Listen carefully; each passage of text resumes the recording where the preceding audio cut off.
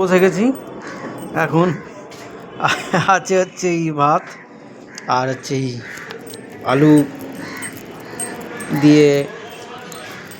দিয়ে নিম পাতা দিয়ে করা হয়, শীতকালটা করা হয়। আর এদিকে পেঁপে সেদ্ধ একটু খেয়ে নিই।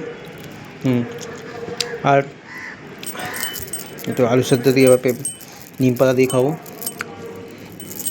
নিম পাতাটা প্রতি সপ্তাহতেই আমাদের 2-3বার করে হয় শীতকালে।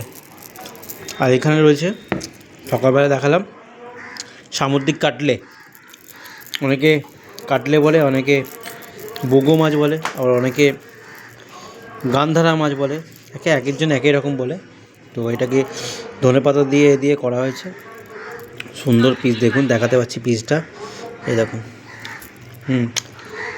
হেভি হয়েছে। ঠিক আছে, হেভি হয়েছে। দুপুরে খাওয়া দাওয়া চলছে। ভিডিওর সঙ্গে থাকবেন, দেখতে থাকবেন, আর অন্যান্য ভিডিও উপস্থাপনা করবো আপনাদের। ভালো থাকবেন, সুস্থ থাকবেন। বিদায় নিই, টাটা।